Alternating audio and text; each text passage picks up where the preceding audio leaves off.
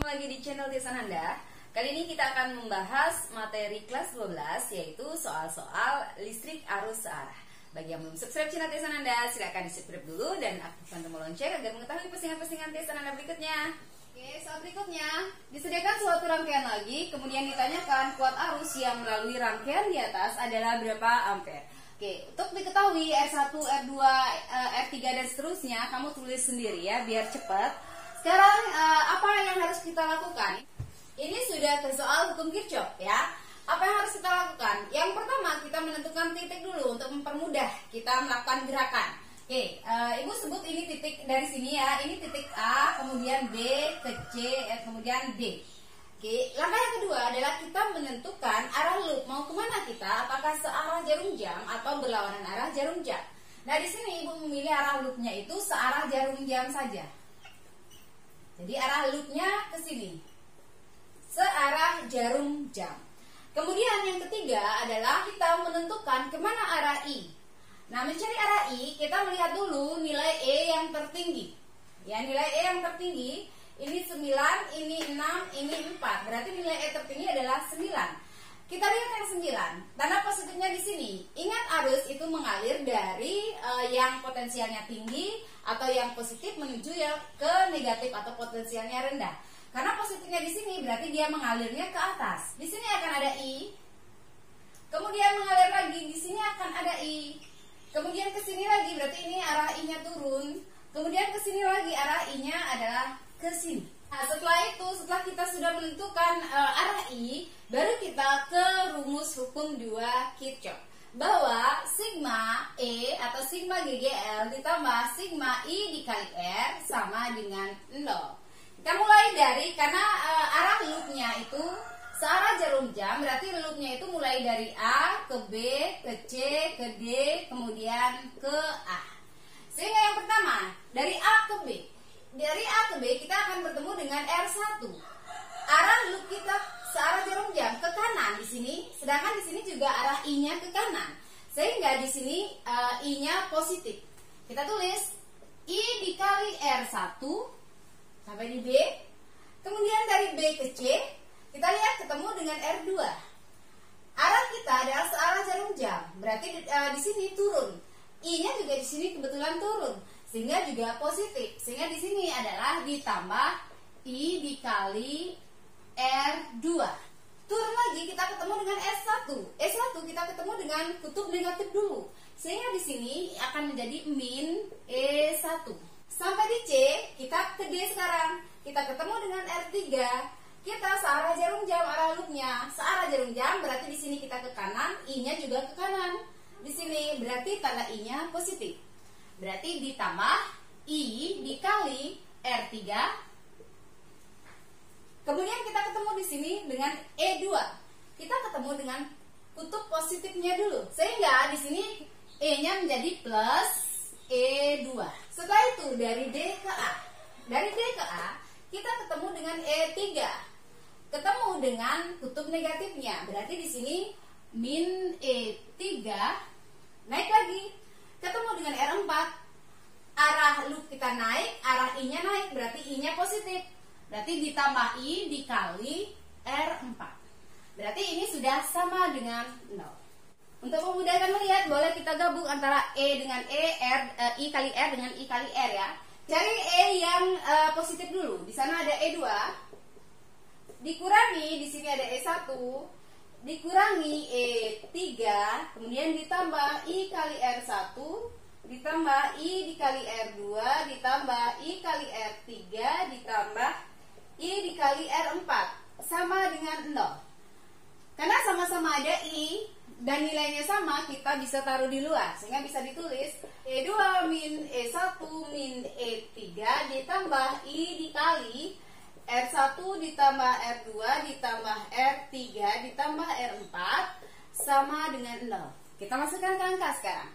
6 dikurangi E1 4 min E3 nya 9 ditambah I yang kita cari dikali R1 6 ditambah 4 ditambah 10 ditambah 8 sama dengan 0.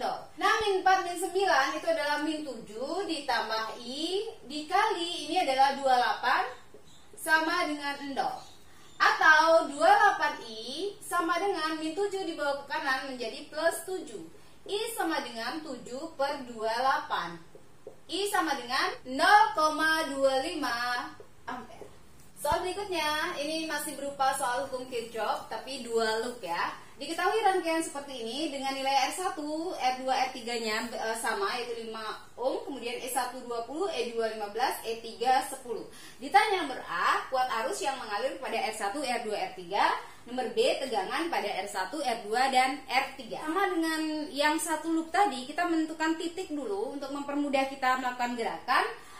Kalian bebas memilih titiknya. Ibu mulai dari sini saja. Ini ibu anggap titik A, kemudian di sini ada titik B, kemudian C, D, E, F. Kemudian kita menentukan yang kedua adalah arah loopnya. Ini kita sebut sebagai loop 1, rangkaian yang ini yaitu B, C, D, E.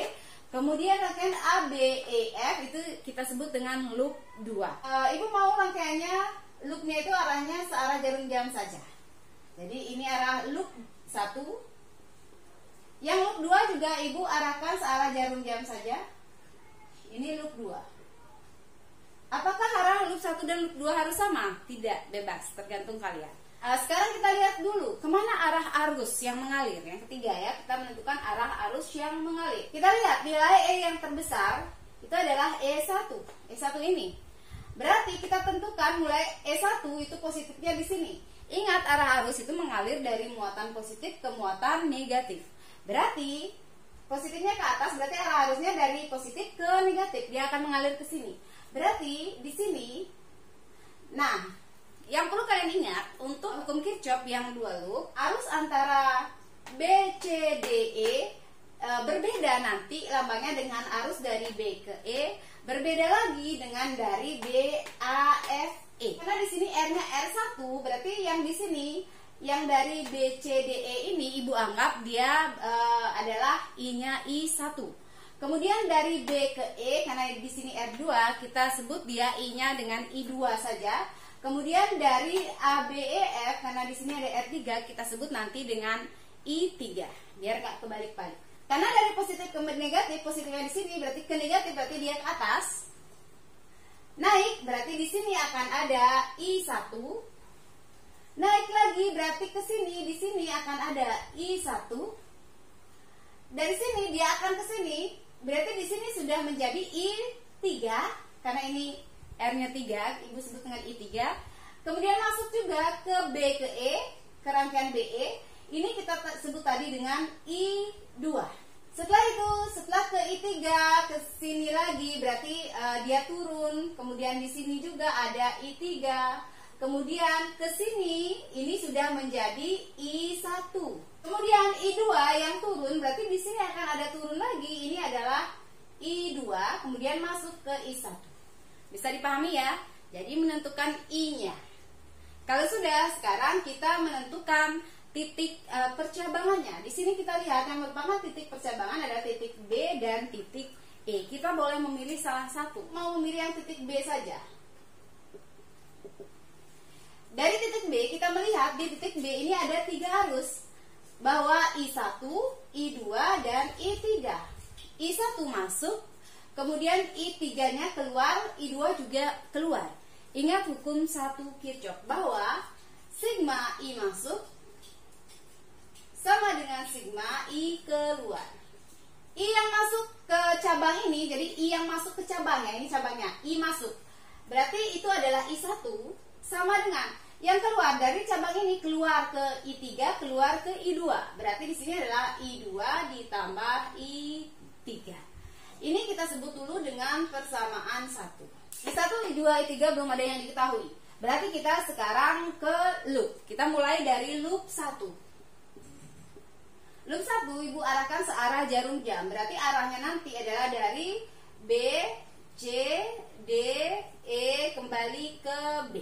Kita analisis dari B ke C, tidak ada hambatan. Berarti kita abaikan, kita lewati.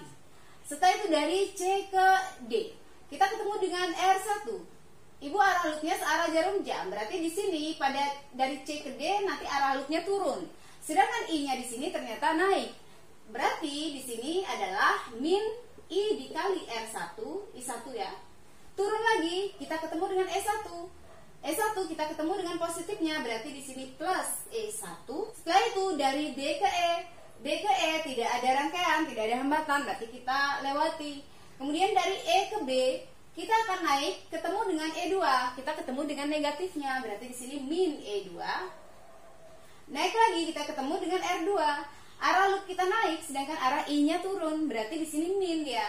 Min I2 dikali R2 sama dengan 0. Kita gabung aja dulu antara E berarti E1 min E2 min I1 kali R1 min I2 kali R2 sama dengan 0.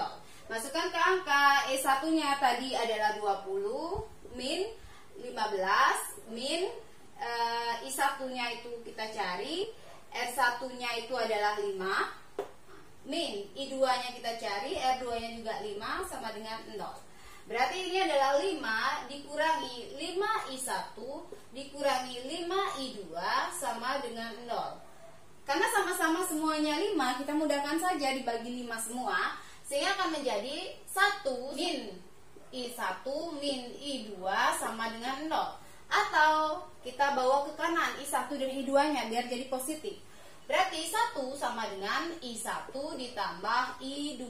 Atau bisa ditulis I1 ditambah I2 sama dengan 1. Ini kita sebut persamaan kedua. Setelah itu kita analisis loop 2. Loop 2, Ibu juga searah jarum jam, berarti arah loopnya nanti dari A ke B, ke E, ke F, kembali ke A. Dari A ke B kita tidak menemukan ada hambatan, kita lewati. Kemudian dari B ke E, karena arah loop kita turun, berarti I-nya juga turun di sana, berarti I-nya positif. I2 dikali R2, turun lagi, kita ketemu dengan E2, kita ketemu dengan positifnya, berarti ditambah E2. Oke, udah sampai di E, dari E ke F tidak ada rangkaian, kita lewati. Dari F ke A sekarang, kita ketemu dengan E3, kita ketemu dengan negatifnya, berarti di sini ada min E3. Naik lagi, kita ketemu dengan R3. Arah loop kita naik, tapi arah I-nya di sini adalah turun. Jadi di sini I3 arahnya turun. Sehingga di sini adalah min I3 dikali R3 sama dengan 0. Kemudian kita tulis E2 min E3 ditambah I2 kali R2 ditambah I3 kali R3 sama dengan 0. Masukkan ke angka, E2 nya 15 min 10 ditambah I2 nya belum ada, R2 nya 5 ditambah I3 belum ada, R3 nya 5 sama dengan 0. 5 ditambah 5 I2 ditambah 5 I3 sama dengan 0. Jadi sama-sama ada 5 lagi, kita mudahkan lagi sehingga menghasilkan 1 ditambah I2 ditambah I3 sama dengan 0. Atau I2 ditambah I3 sama dengan min 1. Ini kita sebut persamaan 3. Nah, setelah kita sudah menemukan ada 3 buah persamaan, ini kita belum menyelesaikan masalah juga. Kita harus melakukan substitusi dan eliminasi. Kita substitusi persamaan 1 dan persamaan 3. Jadi di persamaan 1, I2 ditambah I3 sama dengan I1.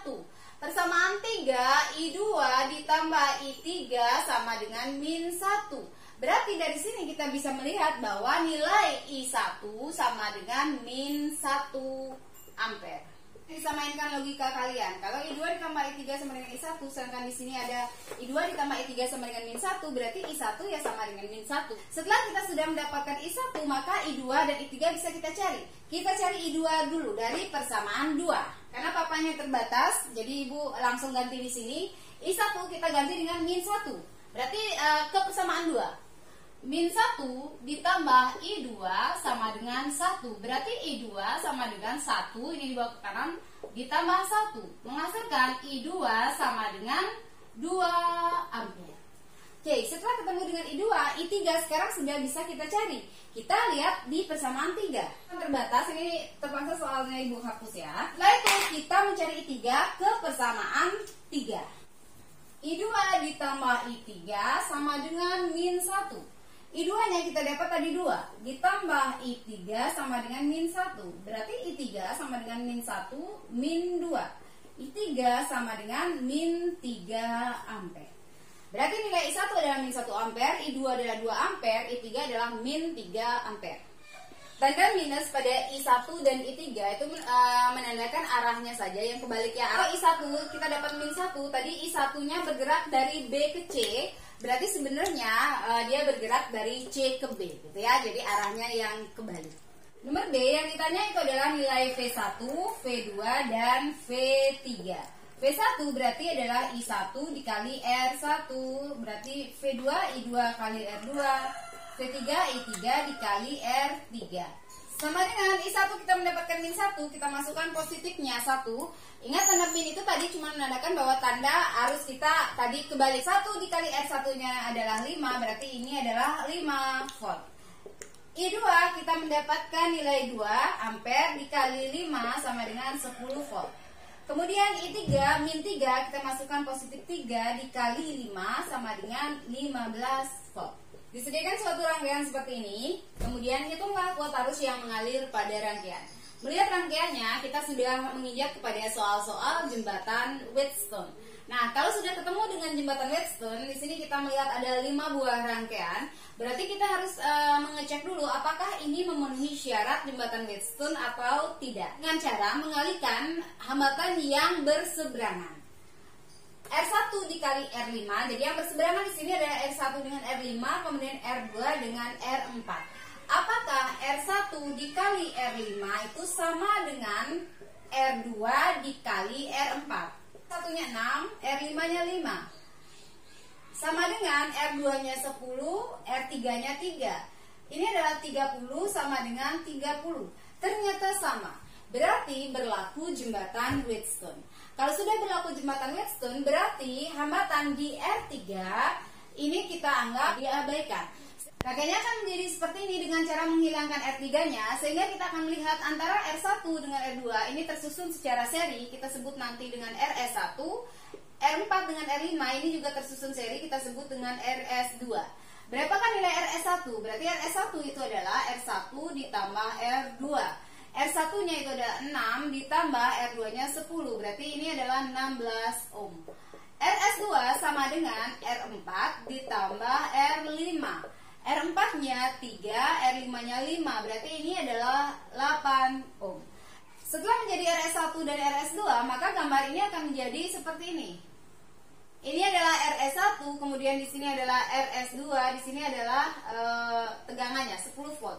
Nah, terlihat bahwa antara RS1 dengan RS2 tersusun secara paralel. Sehingga seper R gabungannya, jadi R totalnya itu adalah seper RS1 ditambah seper RS2.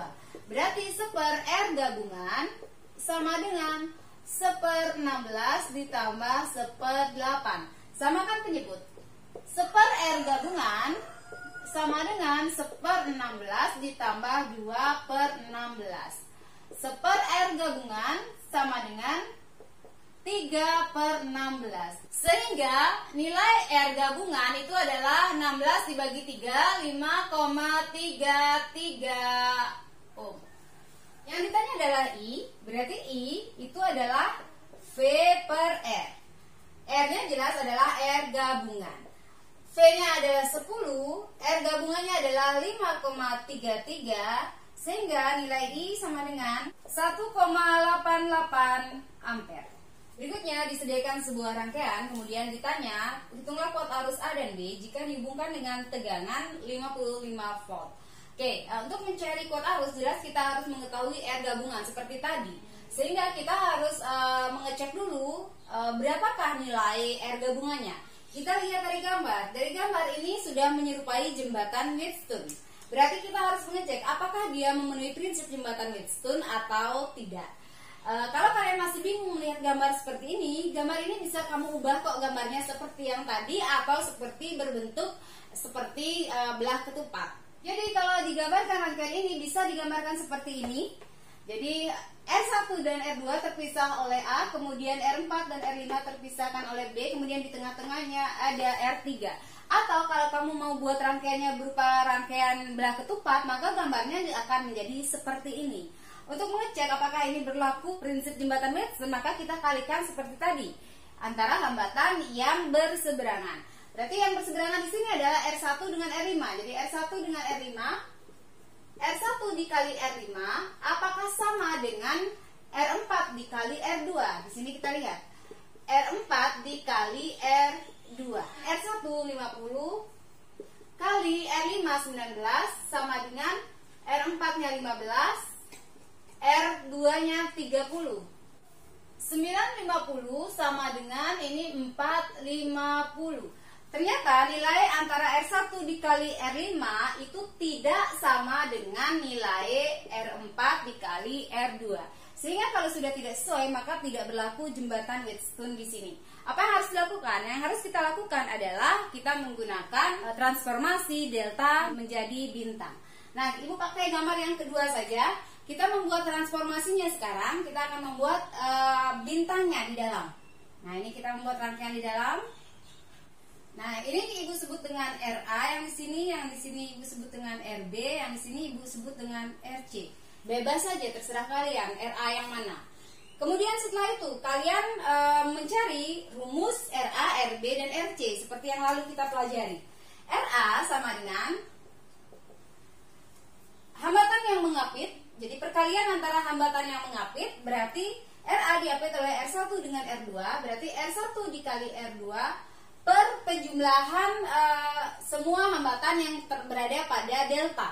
Ingat, yang berada pada delta itu adalah R1, R3, dan R2. Berarti di sini adalah R1 ditambah R2 ditambah R3. R4 dan R5 kita abaikan dulu. RA sama dengan 50 dikali R2-nya itu adalah 30 dibagi R1 50 ditambah 30 ditambah 20 dengan 1500 dibagi ini 100. Ini dimudahkan sehingga mendapatkan RA nilainya adalah 15 ohm. Dengan cara yang sama kita mencari nilai RB. Hambatan yang mengapit B itu adalah R1 dengan R3. Berarti di sini R1 dikali R3 per R1 ditambah R2 ditambah R3. R1-nya 50, R3-nya 20 per tadi 100. Berarti RB sama dengan 50 kali 20 itu adalah 1000 per 100. Berarti ini adalah 10 ohm. Kemudian kita mencari RC dengan cara yang sama lagi. RC sama dengan yang mengapit hambatan C itu adalah R2 dan R3. Berarti R2 dikali R3 per R1 tambah R2 tambah R3 sama dengan R2-nya 30, R3-nya 20 per 100. Berarti RC sama dengan 600 per 100. Berarti ini adalah 6 ohm. Kita menemukan nilai RA, RB, dan RC. Kita hapus deltanya. Kita lihatin bintangnya saja biar mempermudah. Sehingga kita akan melihat rangkaiannya menjadi seperti ini. Di sini sudah sangat jelas, berarti antara RB dengan R4 itu tersusun secara seri. Kita cari saja serinya, berarti ini kita sebut RS1. RC dengan R5 itu adalah RS2. Sehingga hasil RS1 dan RS2 Ibu tulis di sini ya, ini Ibu hapus. Berarti nilai RS1 itu adalah RB ditambah R4. RB-nya kita dapat tadi 10, R4-nya 15, sehingga ini adalah 25 ohm. Kemudian RS2 itu adalah RC ditambah R5. RC-nya tadi itu adalah 6, R5-nya tadi adalah 19. Berarti ini adalah 25 ohm. Setelah RB dan R4 kita serikan akan menjadi RS1, RC, R5 kita serikan menjadi RS2, sehingga gambarnya akan menjadi seperti ini. Setelah itu kita paralelkan dulu antara RS1 dengan RS2. Berarti di sini kita mendapatkan seper RP sama dengan seper RS1 ditambah seper RS2. Seper 25 ditambah seper 25. Berarti seper RP sama dengan 2 per 25. RP berarti 25 per 2 itu adalah 12,5 ohm. Sehingga setelah ini kita paralel menjadi RP, maka gambarnya akan menjadi seperti ini. Ini adalah R gabungannya. Berarti R gabungannya berupa R seri. Sehingga kita tulis bahwa R gabungan sama dengan RA ditambah RP. RA kita dapatkan tadi 15, RP 12,5. Berarti R gabungannya itu adalah 27,5 ohm. Nah, yang ditanya adalah I. Nilai I itu adalah V per R. Ditulis di sini ya. I sama dengan V per R. Ingat R-nya itu adalah R gabungan atau R total. V-nya tadi adalah 55, R-nya tadi kita dapat 27,5. Sehingga nilai I-nya itu adalah 2 ampere. Soal berikutnya, sebuah lampu pijar 80 watt, 220 volt dipasang pada sumber tegangan 110 volt. Daya lampu pijar tersebut menjadi. Oke, berarti Ibu tulis diketahui ya. Diketahui, ini kita anggap sebagai daya pertama, berarti P1 berarti 80 watt. Ini kita sebut tegangan 1 berarti 220 volt. Kemudian dipasang pada tegangan 110, ini kita anggap V2 110 volt. Ditanya berapakah dayanya sekarang, berarti yang ditanya adalah V2-nya berapa. Berarti langsung kita menggunakan rumus V2 sama dengan V2 per V1 kuadrat dikali P1. P2 sama dengan, masukkan angka, berarti 110 dibagi 220, ingat kuadrat, dikali 80. Ini adalah setengah. Berarti P2 sama dengan setengah dikuadratkan menjadi 1/4 dikali 80. Sehingga P2-nya akan menjadi 20 watt. Soal berikutnya, pada sebuah rumah penghuninya menggunakan pesawat listrik sebagai berikut. TV dengan daya 300 watt selama 15 jam per hari, radio 15 watt 10 jam per hari, lemari es 300 watt 24 jam per hari, pompa air 400 watt 4 jam per hari, mesin cuci 500 watt 5 jam per hari. Ditanya berapakah biaya rekening listrik yang harus dibayar selama 1 bulan jika 1 kWh Rp200 dan biaya langganan Rp5.000. Ingatlah, kWh, kilowatt hours. Kilowatt hours itu adalah satuan dari energi. Berarti kita harus mencari berapakah energi yang digunakan oleh TV, radio, dan seterusnya ini per hari dulu. Ingat rumus, dari rumus daya sama dengan W per T, energi per waktu, maka kita mendapatkan rumus energi adalah daya dikali waktu. Oke, berarti kita mencari satu persatu sekarang. Mulai dari yang pertama, TV. Energi yang diperlukan oleh TV satu hari itu adalah 300 dikali waktunya adalah 15. Berarti ini adalah 4.500. Ini baru dalam satuan watt hours. Ya, watt jam. Kemudian yang kedua, radio. Radio berarti 15 watt dikali waktunya adalah 10 jam. Berarti ini adalah 150 watt hours. Ketiga, itu adalah lemari es. Lemari es dayanya 300, waktunya 24 jam. Berarti ini adalah 7.200 watt hours. Kemudian yang keempat, pompa air memerlukan energi 400 watt dikali 4 jam. Berarti ini adalah 1.600 watt hours. Kemudian yang kelima, mesin cuci. Mesin cuci berarti perlu energi setiap hari, itu adalah 500 watt dikali 5 jam, berarti 2.500 watt hours.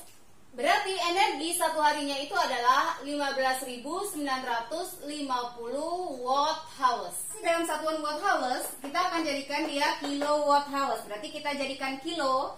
Ini berarti W-nya akan menjadi tinggal dibagi 1000, berarti 15,95 kilowatt hours.